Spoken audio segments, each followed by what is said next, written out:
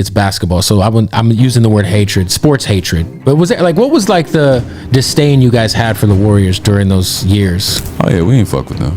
I didn't like them. I guess his feelings just got hurt. Curry blocked by James. Now Green and Tristan Thompson going at it. I want to destroy Cleveland. I want to annihilate them. James and Curry having words. What's the best rivalry in 21 years? This one, right up there with Lakers Celtics in the 80s. Coming in moments ago, Kevin Durant heading to the Golden State Warriors. Everyone loves a good rivalry in sports. Two teams who have nothing but animosity towards one another. They bring out the best in each other, and we end up witnessing some of the greatest battles between two squads throughout the history of the NBA. The rivalry between the Bulls and the Detroit Pistons that saw the most physical games be played and saw Jordan especially be pushed to his absolute limit as Detroit gave him the hardest challenges while battling in the playoffs, and the hate between both teams still carried over to this day. The Spurs and the Lakers as well had some amazing battles throughout the 2000s and prevented each other from winning multiple championships. But the one rivalry that is remembered the most as the greatest rivalry in all of sports is, of course, the Boston Celtics and the Los Angeles Lakers. Both franchises have had a rivalry that has spanned throughout the decades since the NBA's infancy. We had Bill versus Jerry as they faced each other 5 times in the finals, and Bill won every matchup. Then we had Larry Bird and Magic Johnson battle throughout the 80s and brought some of the best basketball of our time where the NBA desperately needed it the most, which carried over into the 2000s with Kobe Bryant versus the Big Three Boston Celtics with Kevin Garnett, Ray Allen, and Paul Pierce. The Celtics would beat Kobe in the 2008 finals and add another banner to their franchise. And in 2010, the rivalry would end with a tie, with Kobe having his final hurrah, winning his 5th championship and beating the Celtics for the first time since 1987. But after 2010, there was definitely a need for a new rivalry in the NBA, especially with the league's newly crowned best player, LeBron James. When he first entered the NBA, he ran into many great teams, and the closest he had to a rivalry was the Boston Celtics, as he matched up with them many times in the playoffs when he was in Cleveland, but he never got over the hump. But once he landed in Miami, he was able to get the best of them in back-to-back years and got his due payback. But LeBron's toughest challenge while being in Miami was the San Antonio Spurs, which was a team that he had personal history with back in 2007 when the Spurs would sweep the Cavaliers in embarrassing fashion and LeBron missed his first chance at winning a title with Cleveland. And in 2013 and 2014, those series were the toughest that LeBron has ever had while being in Miami. But LeBron's rivalry with the San Antonio Spurs wasn't as big enough to eclipse or even match the Lakers and the Celtics. And considering that he lost to them 2 times and only won against them once in 2013, he was unable to win that matchup against that franchise like he did with the Celtics. But there was hope that he could possibly have another new rival. And in 2014, he would announce his return to the Cleveland Cavaliers and would come back to deliver on his promise to win a championship to the city of Cleveland. He was joined with Kyrie Irving and Kevin Love, and over the 2015 season, they were touted as the heavy favorites to win the NBA championship. They looked to be the next top dog in the NBA. But during the 2015 season, there was the rise of a particular team in the Western Conference that was looking to make their way into becoming the NBA's next big franchise, and that team was the Golden State Warriors. This was a team no one saw coming, as the years prior, they were a measly first round to second round exit. They looked like a talented group of players that were led by Stephen Curry, who was becoming a star guard, but they were a young and inexperienced team compared to other great franchises in the Western Conference. But in 2015, they broke out and took the world by storm. They were an offensive and defensive juggernaut and had great chemistry during the regular season as they won 67 games, which was the best in the NBA. There seems to be speculation that maybe the Cavs and the Warriors could potentially meet in the NBA Finals. But these are both teams that really had no history between each other. They met only twice in the regular season, with the Warriors and Cavs splitting both home games at their respective arenas. But we would have to wait to see if this would become something more. In the playoffs, the Cavaliers would make it to the NBA Finals, but they had their bumps in the road. The Cavaliers would lose Kevin Love for the rest of the playoffs in the first round as he suffered a dislocated shoulder, and Kyrie Irving was in and out of the lineup due to a knee injury, which required LeBron to have to take on more of the load and wield the team to get to the championship round and having stellar performances. But the Warriors, on the other hand, had a pretty dominant run to the NBA Finals as they were 12-13 and were led by the MVP Stephen Curry, who was having an historic scoring outburst, and the young Warriors were now onto their first NBA Finals. So now we were in new territory. Two teams that had never met before in the finals had the potential to be a great finals matchup. In this series, anything can happen, and we got our answer. Curry for 3, puts it in. Jackson drives on Mozgov, gets to the rim and throws it down. Draymond Green with the slam. His shooting by half court. Tries a three, puts it in. Andre Iguodala with one sneaker eye nails the three-pointer. And the dream season is now complete. The Golden State Warriors are the 2015 NBA champions. Their first title in 40 years. Klay Thompson, yup. Splash Brothers, yup. Cavaliers, nope. We here? Yeah. They not? Nope. The Warriors were now kings of the NBA, but there was speculation that they may have had a stroke of luck as Kyrie and Kevin Love were injured, and the Cavs were not at their fullest strength. So there were still people wondering if the Warriors were legit and if they could do it again, and if Cleveland could get their revenge. In the 2016 season, with them fresh off of a championship, Golden State was playing better than they were the season prior, and they looked particularly unstoppable, whereas the Cavaliers, who still looked great, they were not the talk of the town, and especially whenever they played against Golden State on Christmas and MLK Day. But there was a rivalry forming as both teams had some animosity towards each other. Oh yeah, we with them. I ain't like them. It's two different styles, and we all knew, like, whoever wins the most chips, basketball is headed in that style. If Cleveland comes out of the East, I want to destroy Cleveland. No ifs, ands, and buts about it. But I also know that there are steps to get to that point. And if and when we get to that point, I want to annihilate them. Remember the people saying that the Warriors were fake and not legit? Well, the Warriors would finish the season with a 73-9 record, beating the 96 Bulls, and Stephen Curry had one of the greatest individual seasons in NBA history. He was named the first unanimous MVP, and people were ready to stamp him as the best player in the world over LeBron James. What the hell is going on with Steph Curry? Steph Curry is the best player on the planet. That includes LeBron James, all due respect, because LeBron James can't do what he wants to do, what Steph does. There is nothing that strikes fear in the opposition more than a dude that can just throw the ball up unconsciously and it goes in. He wins the MVP and I did not buy it. Oh yeah? Now do you believe me? Now do you believe in me? He's eclipsing LeBron as the best player in the league, and Steph is slim at 6'3", and he's just entering his prime. During the 2016 playoffs, LeBron and the Cavaliers were out for blood and had nothing but revenge on their mind against Golden State. And the Cavs would go on an insane run and stomped on everyone in the Eastern Conference and looked even better than they did back in 2015. And they managed to go back to the NBA Finals with everyone healthy this time, and they were ready for what was to come. Whereas the Warriors were now starting to have issues of their own, with them losing Steph for some games in the playoffs,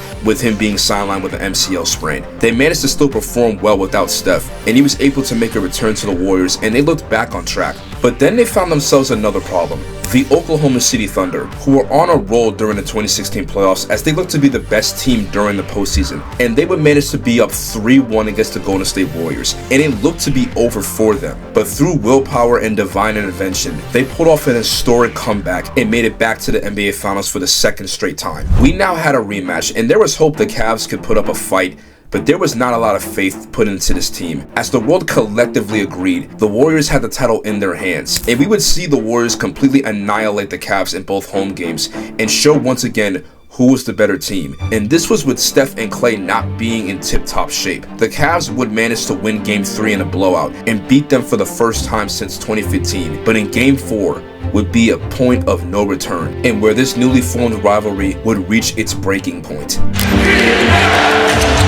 Curry steps back. Another three for Curry, his second of the game. And Thompson, long three-pointer. Thompson out to Curry, three-pointer, puts it in.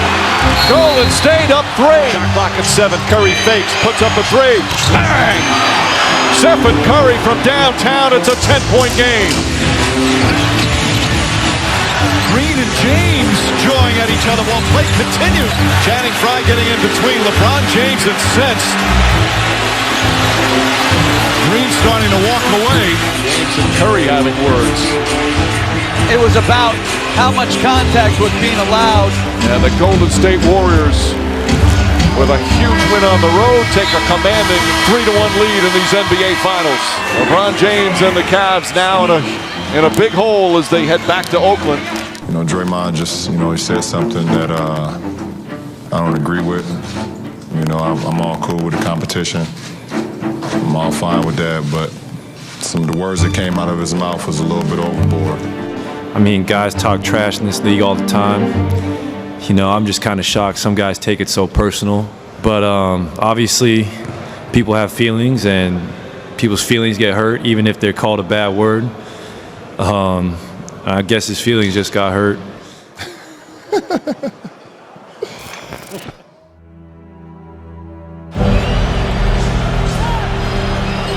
James fakes, James drives, James finishes, and the foul.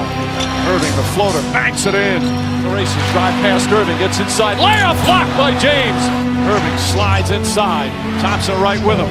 Irving, bank shot is good, and a foul. James against Rush, leans in, trying to draw the foul, got him up, count it, and one. 40 points for LeBron James. The all-time great finals performances from a pair of teammates, 82 points. As the NBA Finals will return to Cleveland on Thursday night. Irving fakes, drives, James on the throwdowns. Puts up the three and nails it. LeBron James from downtown. Throws it ahead to Smith. Smith, alley-oop to James. Wow! Curry blocked by James. There's the buzzer. Game 7, Sunday night in Oakland. Another dominant performance from the Cavs. What did you notice? What did you learn? Hey, man, records are meant to be broken. You know, 2 straight games to force a Game 7, and I can't wait. Welcome to Oakland, California for Game 7 of the 2016 NBA Finals in Cleveland. The Cavalier fans have hope again that this could be the year that the title drought comes to an end. Oracle Arena is alive and roaring as we get set for Game 7. Out Smith, pass right through the hands of Curry. James, a two-handed slam. Also a big part of his unbelievable performance in these finals is Draymond Green knocks down the three. Green for three. Bang! Draymond Green, 4 for 4 from downtown. Makes his quick move, stops underneath. Layup is good, and one. Irving drives past Green, the foul, shot's good, and one. Curry, crossover, three-pointer, it's good! Be right. Irving drives, hop step, inside, floats it up, misses, rebound taken by Iguodala. I'm sitting on the bench watching the play, and I see the fast break, and I was like, oh, Now I'm like, man, just lay it right there and don't try to do nothing stupid. this is not an exaggeration. I'm watching this thing happening, and all of a sudden I see a black blur go out of nowhere. And then I put it on the glass, and then I heard, Blocked by James! LeBron James with the rejection! Wow. His third block of the game as we come up on a minute and a half remaining. Irving and Curry, one-on-one. Irving puts it up. It's good! Kyrie Irving from downtown! And the Cavaliers by 3. Love picks up Curry.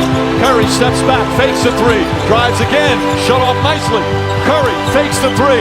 Steps back, crossover, puts up a three. Rebound tip taken by Spades, final seconds. It's over! It's over! Cleveland is a city of champions once again. The Cavaliers are NBA champions. Cleveland's long sports nightmare has ended. The drought is over. when I came back to bring a championship to this city, I poured my heart, my blood, my sweat, my tears to this game, and Cleveland, this is for you! Congratulations, you're the first team in the history of the NBA to come back from a 3-1 deficit to win the championship. And to Northeast Ohio and Cleveland, the curse is over. The 52-year drought has come to an end. Now it was the Warriors' turn to feel defeat. They were now the mockery of the NBA. As they were unable to finish their dream season, they had their chances and they could not deliver. But now the score was tied at 1 apiece. And now all that was needed was a tiebreaker. But we were then greeted with some news over the offseason. Breaking news. Happened. It's here. And it's Golden State for Kevin Durant. Well, I'm viewing it as the weakest move I've ever seen from a superstar. How you gonna sign with the best team still in the fucking NBA? You got any pride, any fucking dignity? Wow, 73-19. They knocked you out, and then you went and joined them. But when you guys got the news that KD was joining the Warriors, what was that group chat like? This Well, what Russ got to say about that's what we are. What Russ finna say about this? KD was fresh off of losing to the Warriors in the conference finals and now joined in on this rivalry and seemingly tipped the odds in their favor. While Kevin Durant was not in the same situation that the Warriors were in back in 2016, Kevin Durant also had his own personal experience with LeBron James. In 2012, he robbed him of having his first championship, and throughout his entire career while being in the same league as LeBron, he was always looked at as the second best. While Kevin Durant was an amazing talent, he was just never able to eclipse LeBron because he just was never a winner. He was not able to win championships as LeBron was winning countless championships. With his entire time being on the Oklahoma City Thunder, there was debatably 1 year where he was looked at as better than LeBron James, and that was 2014. So he had his own personal agenda with joining the Golden State Warriors, as he desperately needed a championship to help level the playing field and help boost him into being regarded as the best player in the NBA. But all of that would be decided in the upcoming 2016-17 season.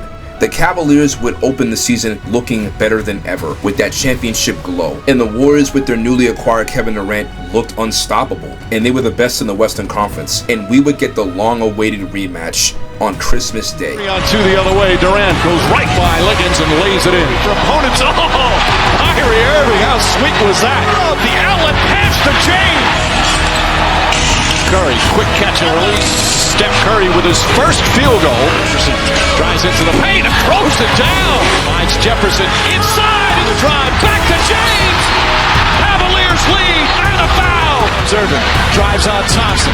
Irving spins, puts up the shot. It's good. Kyrie Irving with 3.4 remaining. What a comeback from the Cavaliers. Down 14 here in the fourth quarter. It was clear that the Cavaliers had the Warriors' number still after the finals, but they would get their revenge against Cleveland on MLK Day, and there was no contest. Throughout the 2017 season, the Warriors were proven to be unbeatable, and although they did not replicate their 73-9 season, they were on a mission to redeem themselves after their blunder in the NBA Finals. They looked in sync, and Kevin Durant fit into that system like a glove, whereas the Cavaliers were still riding on that championship high, and they looked unstoppable. LeBron James was the reigning supreme as the league's best player, and Kyrie Irving was becoming a superstar and looking to take the crown as the best point guard in the NBA. It looked to be that we were possibly getting another rematch between both of these teams, but we would have to see what would happen in the playoffs first, as there could only be one team left standing between the two. And we would enter the 2017 playoffs where we saw Golden State annihilate their competition and sweep in every round, showing that no team could stop them at their healthiest. Meanwhile, the Cavaliers also looked unstoppable and only had one loss while on their way to the NBA Finals, and Cleveland looked to be in great shape, but the stage was now set for a third straight matchup. Would this be another upset, or would we see Golden State reclaim their glory as the best in the NBA? Has up some good veterans on their bench. Pass all the way across, and Durant throws it down. He keeps it alive. Thompson for three. The passer. Terrific play. Curry finds some room, fires, and hits. James trying to harass Curry. Curry off the dribble, layup off the glass. Incredible opportunity. Durant for three. It's good. Kevin Durant from downtown. Curry, three. Bang! There it is. Redemption for Golden State. The Warriors are NBA champions again. I don't know what you just did, Slim, but you did something to them boys. We appreciate you joining the super team. They want to talk about super teams this, super team that. I never played on a super team. I ain't joined a super team. You started the super team, bro. It was just an absolute beatdown. The Cavaliers did not stand a chance against the firepower of Stephen Curry, KD, Klay Thompson, and Draymond Green. The only reason the series even lasted 5 games was the fact that it took the Cavaliers a historic 3-point performance in Game 4 to take even one game against them. But they were clearly outmatched, and the tiebreaker was now broken, and the Warriors were finally able to get their revenge against the Cavaliers for 2016. And Kevin Durant was now granted an NBA championship after being unsuccessful for most of his career. Now that the score was 2-1, there was hope that the Cavaliers could maybe even the score yet again. And from how Kyrie Irving sounded and how he was consoling LeBron, it gave the impression that they would be back in the finals yet again. But the opposite would in fact happen. Breaking news coverage of a potential trade between the Celtics and the Cavs. Kyrie Irving going to Boston, Isaiah Thomas going to Cleveland, along with some other players and a draft pick. Kyrie Irving doesn't want to be LeBron James' little brother. He doesn't want to be LeBron James' sidekick. The Cavs were now without Kyrie Irving, and their chances of making it back to the NBA Finals were slim to none, whereas the Warriors were now on the hunt of making it to back-to-back championships and officially becoming a dynasty. But there was a thorn in their side with the Houston Rockets, being the team that looked to give the Golden State Warriors a big scare. And in the playoffs, they were merely close to knocking them out. But Golden State managed to come out on top and were able to make it to the NBA Finals for the 4th straight time, where their opponent surprisingly was against the Cleveland Cavaliers yet again, who somehow found a way to make it back to the championship round off of the back of LeBron James, who was having one of the best seasons of his career. He single-handedly was the reason the Cleveland Cavaliers even managed to make it to the playoffs as the 4th seed. And during the postseason, he was on a whole nother level and put the city of Cleveland on his back to get to the NBA Finals, and did so on superhuman efficiency. In Game 1, the Cavaliers were able to give the Warriors their best punch, with LeBron having the best game of his playoff career, and did everything he could to topple the Warriors. They were right there to take the game away, but the strangest occurrence happened. Misses. Rebound goes to the Cavs. J.R. Smith brings it back out. Throws it to Hill. Hill shot blocked. And we'll go to overtime. You get the feeling J.R. Smith thought they had the lead. This moment would give the Warriors all the momentum to then sweep the Cleveland Cavaliers, and it would be a foregone conclusion. There's a new dynasty in the NBA. The Golden State Warriors champions once again, back-to-back titles, 3 in 4 years. Is this Warriors-Cavs rivalry dying? Yes, it is. And the reason why is because it's one side. So as a result of that, where's the rivalry if one side is dominating the other? I would say it's relatively non-existent. Over the offseason, big changes occurred as LeBron would leave Cleveland to join the Los Angeles Lakers, and that would be the final chapter in this 4-year rivalry between the Cavs and the Warriors. After this point, there has never been a huge rivalry since the Warriors and the Cavaliers. There have been attempts at replicating that success, but in the league we are in today, rivalries are not the biggest topic anymore. So when looking back at this one, how do we compare this 4-year run to other great rivalries in the past? No two teams in any sport have ever met to decide the title in 4 straight seasons, because it is something that no American sports fan has ever seen before. What's the best rivalry in 21 years? This one. This is right up there with Lakers Celtics in the 80s. One day, 10, 12 years from now, we're going to be looking back saying, man, those were some battles. These teams faced off in the finals 4 times, and the Warriors would win the feud with an ironically 3-1 record. But the million-dollar question is this: was this rivalry already dead once Kevin Durant joined the Warriors? When we look back at other rivalries in the NBA, both teams were able to have an even chance of getting a victory. After the Warriors acquired Kevin Durant, the feud looked to be one-sided after 2016. Many to this day believe that if the Warriors ran it back with the same lineup, that the Cavaliers would have just beaten them again, but that may not have been all that true. The Warriors during their time before KD looked legit enough to win more championships after 2016. There was a reason why they won 73 games in the first place, and there was a reality where the Warriors could have bounced back like teams in the past that had big meltdowns and win more championships. But there's also a potential reality where LeBron James would have had more championships to his resume and edged Jordan in the GOAT conversation, but doesn't because he had to face the greatest team ever assembled multiple times. Looking at this rivalry between the Cavs and the Warriors, it had some amazing moments that will forever be remembered. We witnessed the greatest comeback of a lifetime, one of the greatest dynasties in NBA history, the rise of one of the greatest point guards and three-point shooters of all time, and we were able to watch the most competitive battles between 2 amazing teams. But in the back of people's minds, there is always going to be that thought of what would have happened if KD would have never joined the Warriors. Would this instead be the greatest rivalry in sports instead of the Lakers or the Celtics? I guess we'll never know.